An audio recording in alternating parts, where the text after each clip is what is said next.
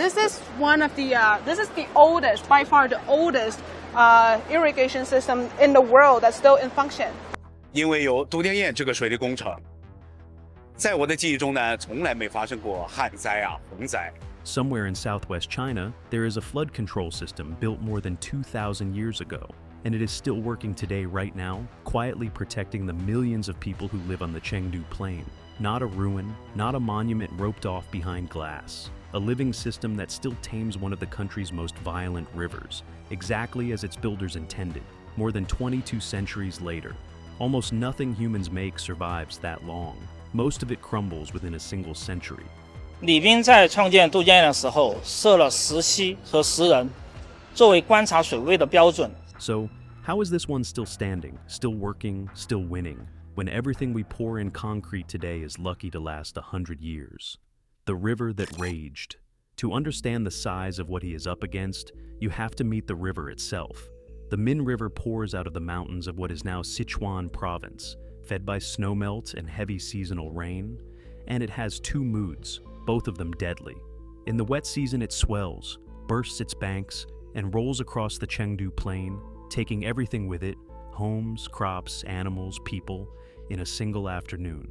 Then comes the other face of it. The water retreats, the plain bakes and splits open, and the same families who were drowning a few weeks ago stand watching their fields die of thirst. Picture living inside that rhythm. You pour an entire year into a harvest, and a flood erases it in hours.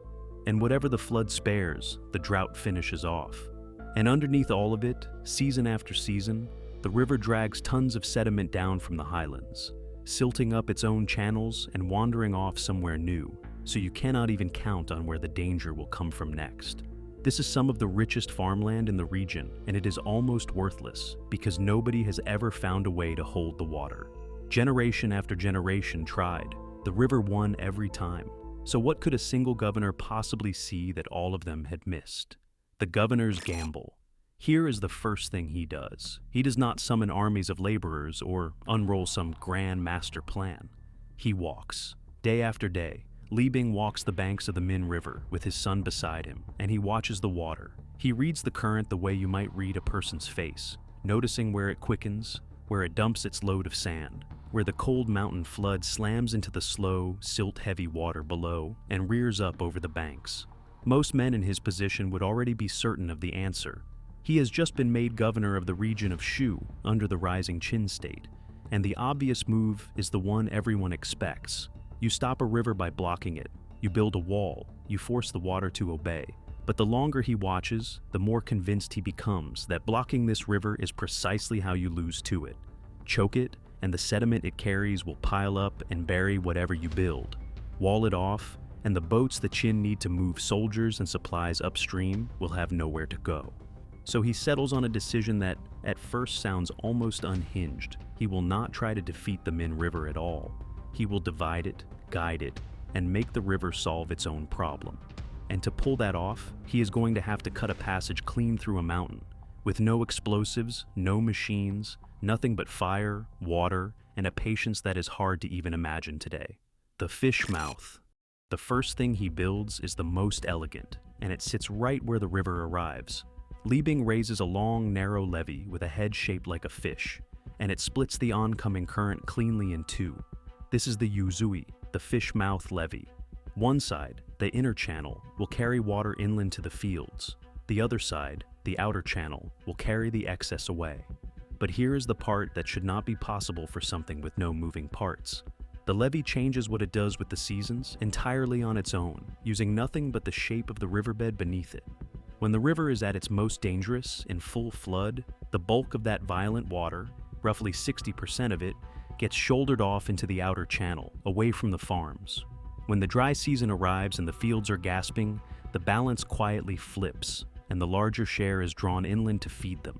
No gates, no machinery, nobody standing watch to make the call. The shape of the riverbed does the thinking.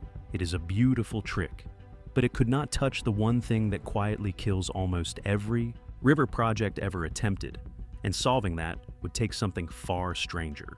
If a ridge of stone that outsmarts a flood all by itself is the kind of thing that makes the hair on your arms stand up, Do yourself a favor and subscribe right now, because we are only one structure into this. The next two are where it stops feeling like engineering and starts feeling like the river itself was let in on the secret. The flying sand. The problem the fish mouth could not solve is the silent killer of waterworks everywhere: sediment. Every river drags sand and gravel along its bottom, and sooner or later that grit settles, clogs the channels, and slowly chokes the entire system to death. So, Liebing builds a second structure, and it carries one of the best names in all of engineering, the Faishian, the Flying Sand Weir. It is a low spillway set between the inner and outer channels, right on a bend in the river, and it lets plain physics do something that looks like sleight of hand. As the water sweeps around the curve, the heavy sand and gravel rolling along the bottom get flung outward and hurled back into the outer river, where the current sweeps them harmlessly away. And in the very same motion, when a flood sends too much water surging into the inner channel, the excess simply leaps over the weir and rejoins the outer stream. One low ridge of stone, two deadly problems handled at once. The fields stay clear of silt, and the flood gets bled off before it can ever reach them. Most engineers spend entire careers losing the war against sediment. Here, the river is made to throw away its own sand.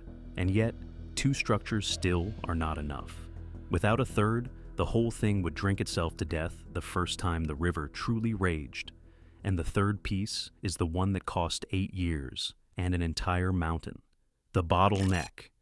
This is the piece that took everything. To control exactly how much water is allowed inland, Liebing needed a gate carved into the land itself, and the only place to put it was straight through Mount Yulei. There were no explosives. There was no iron tough enough to chew through that much solid rock quickly. So his workers did something that sounds like legend, but was simply patience turned into a method. They built roaring fires against the stone to heat it, then doused it with cold river water until it cracked, and then they chipped the shattered rock away piece by piece and lit the fires again. They did this for around 8 years. When they finally broke through, they had carved a channel roughly 20 meters wide, clean through the heart of the mountain. This is the Bao Pingku, the precious bottleneck, and it is the master valve for the entire system. Because the opening is so narrow, only so much water can ever pass through it, no matter how monstrous the river grows upstream. Anything extra has nowhere to go, but back over the flying sand weir and away. 3 structures, 1 river, a plain that had drowned for centuries, finally answered. And yet, the most astonishing thing about everything Liebing built is not any one of these pieces. It is something you only notice when you step all the way back and look at the whole creation at once, and realize what is missing. A system without walls. Look at the finished system, the entire sweep of it, and ask yourself what you expected to see. A great wall thrown across the water, surely. A towering dam, a vast reservoir of trapped river held back by brute force. Now, look again. There is none of it. No dam, no reservoir, no enormous slab of anything standing against the current. Liebing held back a river that had crushed everyone before him, and he did it without ever once blocking it. The entire system runs on the river's own physics, on gravity, on the slope of the land, on the momentum of the water itself. He did not overpower the Min River. He read it, the way he read it on those first long walks along the bank. And then he set down a few perfectly placed structures and let the river do the rest, forever. There was even a hard, practical reason hiding inside the beauty of it. By guiding the water instead of damming it, the Qin kept the channel open for the boats carrying their soldiers and their supplies. It is the kind of solution that feels less like construction and more like persuasion. And it raises a question that ought to be impossible to answer in his favor.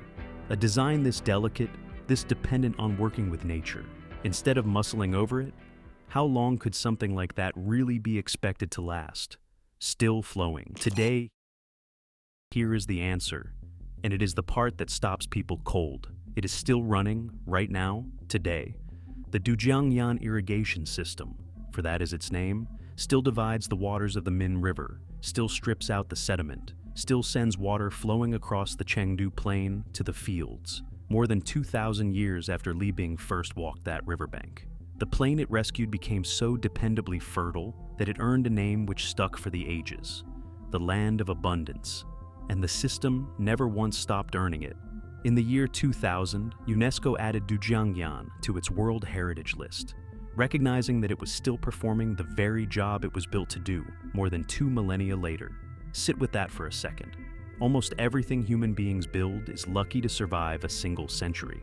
Most of what we make ends up as ruins or rubble or landfill. This became none of those things. It became permanent.